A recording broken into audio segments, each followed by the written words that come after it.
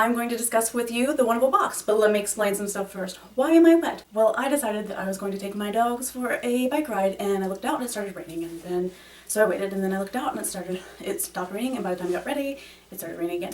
So then it looked dry again, and I decided I'm gonna go and do it this time because it was starting to be dark out, and so I went and it started sprinkling the second I got outside, and then I have 3 dogs, so I had to take all of them, of course, and I was like, let's just do it. So I was already wet and might as well, and they still had fun and whatever. Then I thought, I'll just get ready for this video and like freshen up, and then I was like, no, you guys can see all this and I think you'll appreciate it.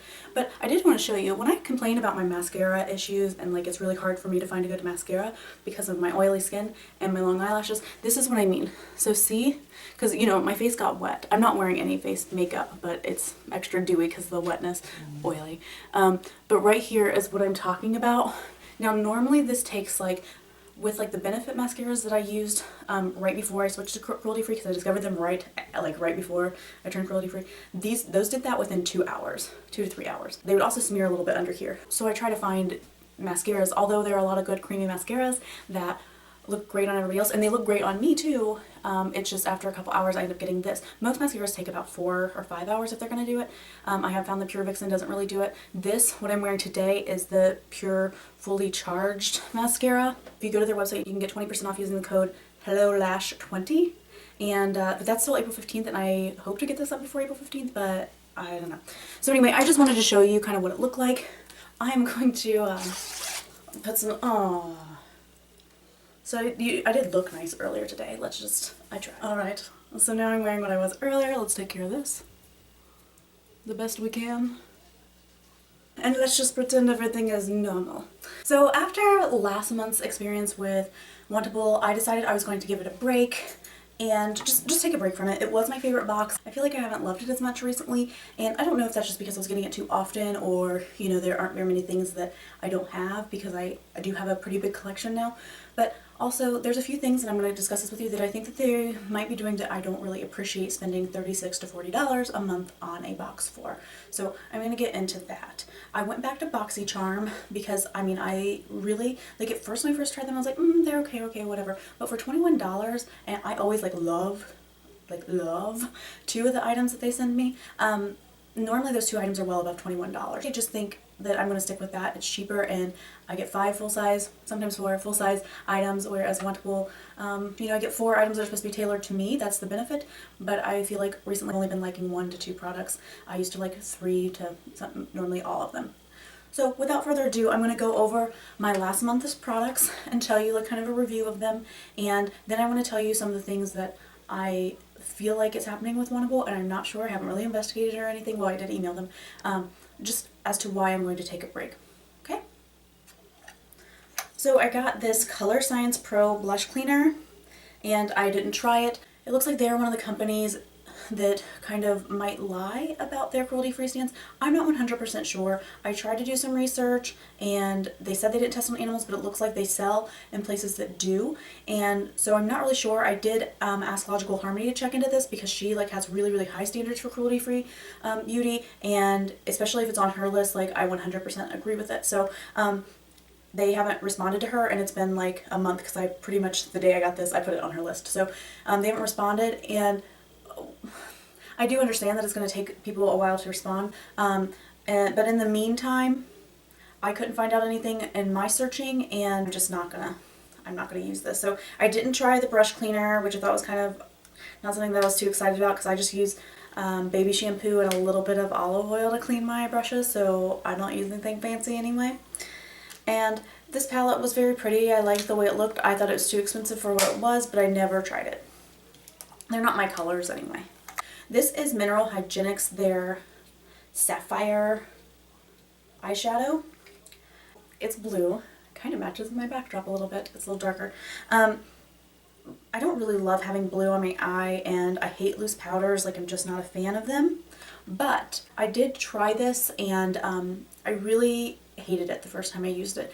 I didn't like how it set on my eye. I didn't like how it looked. I didn't like applying it, and I didn't really love the color against my eye.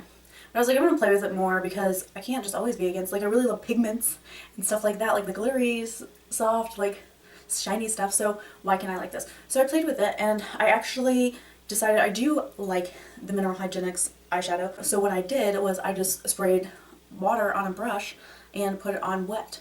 And that gave it a little bit more pigment, but it's still pretty pigmented, you know, if you back your brush with it.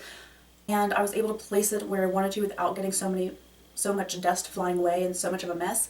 Also, then I'll just go in and put a little bit of powder on a dry brush, and that's how I can blend it out a little bit if I just want a little bit of the fade of that blend. So here's what it looks like in case you didn't watch my last video. And it does end up shearing out a little bit on the eyelid. Like swatches, I'm finding out more and more that swatches aren't really that accurate, but and this is a little bit, it lightens up and is a little bit more bluer. It looks almost purpley right here, like a blue purple, but it's a little bit more bluer on my eyes and a little bit more sheared out. Anyway, you can look at my Instagram. I believe I have a picture on my Instagram of it. I just started an Instagram, so follow me if you would like. And I'll try to find out if I have a picture of it. And what I did, how I've been wearing it, is I'm using like a really soft, like rose gold, like pinky color right here. And so sometimes I'll put a little bit of like a brownish, like pinky color to fade out into the blue, and the blue's right here. And then sometimes I'll just put the pink color and transition it right into the blue. That's how I love it the best, those two ways.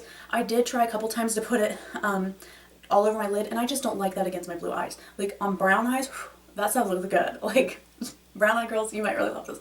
And I even put like, because I wanted my eyes are my favorite feature, so I don't like to hide them. And against that blue, it kind of just makes them bleh. So I did take some orange eyeliner I had and line my eyes, and it made it look really cool and like artsy, but my eyes were still lost. Does that make sense? So anyway, I do really like this. They're a cruelty-free company. They're very nice. I've had a little bit of email contact with them. They're very nice. So I hope to continue getting more. I think they're a good brand to try. So let's talk about my last item and then kind of what it has led me to think. So I received a box in my BoxyCharm, and it was just a box. There was no lipstick in it. And as weird as that is, you know, they normally have like people like sign who inspected it and who checked the packaging, and they really have really good packaging when they ship stuff. Like it's really secure. And I just feel like when you would pick this up, you would notice that there wasn't anything in it. And I would assume that it would go through a few people before that process. So like the company, and then whoever takes it off and puts it in different piles, and then whoever puts it in my box. I mean, I would assume there would be at least 3 or 4 people. So my confusion is, how did I get an empty box? Well, then I'm thinking, you can send this stuff back. How do they know for some products, especially like lipsticks or like eyeliners and stuff, if you've used it once? I'm not saying that they have sent me product or that I know this for sure. This is just a thought. But how do we know that they're not sending us product that other people have tried? I'm sure if they are doing that they're not like, oh, somebody's tried this, let's just try it. You know, they probably are taking other people's words for it that they haven't tried it or opened it or whatever, because I've never shipped anything back, and then putting it in a pile to give other people. I'm not sure if this is true, but it weirded me out enough to where it didn't sit right with me. Why would I be getting an empty box? So I emailed them and let them know, and I even like hinted like, why would I get an empty box? But I didn't ask those questions in there. Pretty much my email was disregarded except for, oh, sorry about that, we'll send you a replacement. So they sent a replacement. It was just a replacement. And it was the same exact packaging as when they messed up the one time before, which I'm going to talk to you about, messed up a couple months ago, and it just said, oops, sorry, blah, blah, blah, like on this little sheet. So not that I was expecting something extra, that's fine, but an email just said, we'll get a replacement shipped out to you right away. So either it would have been nice to have something extra, but what would have been really nice is for them to explain how this happened, or at least like a more personalized, I'm sorry. So I really have liked their customer service up until recently. Like I feel like maybe they're growing, and so they don't have as much control over it. Like when companies get bigger, they do lose some control over the quality of their staff, if that makes sense. Like they might have more control because they have more money on certain things, but I just feel like when things are small and tight, there's just that relationship and everybody's kind of on the same page more so than when companies get big. So anyway, I think this color is almost the nude I'm looking for. I keep saying that. This color actually looks exactly like the color I got the month or so before. I swatched them right next to each other. It smells nice. It feels nice. It wears nice. It doesn't last very long. But it's going to be a more summery color because it just doesn't look good yet with my pale skin. It smells like just a little bit cupcakey. But this is by Bella Pierre Cosmetics, and I have liked a lot of stuff from them. And this is in the color La Diva. So beyond the empty box scandal, then there's this. So a few months ago, maybe September, I don't know, sometime in the fall, I got the Ofra Long Lasting Liquid Lipstick. I was totally excited about this because all the YouTubers are like just all over Ofra, and I'm not really gonna be one of those people that's like YouTube maybe buy it unless like YouTube's talking about it and give me 50% off. So I was just like, whatever, these people are just sponsoring it, and like I'm okay with sponsored posts, like I'm totally fine with them. When I see it over and over again, I do just get a little bit curious when everybody's raving about the same thing sometimes at the same time, because I do feel like, oh, is this really their opinion? But I am fine with sponsored posts. One day I'll probably do sponsored posts, but I want to make sure it's something that I really like, because I'm always going to be honest with you, even if that means not working with the company. So I'm really, really excited to get this because everybody's raving about it, right? And so I got it and I put it on and I was like, this is shit. It's a very pretty color. I really like the color, especially for like a summer color. I was a little bummed. I remember getting this color in fall because I wouldn't really have much use for it because it is a spring, summer, really, it is a summer color when you want to be tan and just have your lips pop. It was very sheer and splotchy. It didn't move well. It just kind of flaked in spots. It was just patchy and drying, and even worse than the NYX liquid lipsticks that I tried when they first came out. Now I have tried some of their newer ones, or the like lip suedes. I don't know if those are the liquid lipsticks or they're a little bit different formula, and I love the NYX formula now of the lip suedes. I was really, really mad because I was like, all these people are promoting this product and it's straight up crap. Well, then a couple weeks later, like seriously, like a couple weeks later, I got this one in my BoxyCharm. Now take a little gander. The packaging's a little different, right? So, although I don't really love this color at all, because I don't really like brown, I said to myself, you should try that.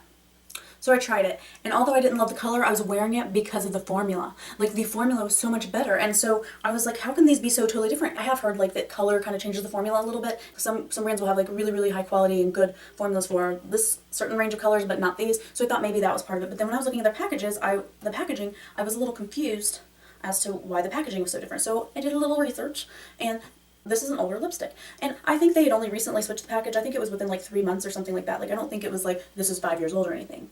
But it's an older formula. It even, like, I don't know if you can even see the difference.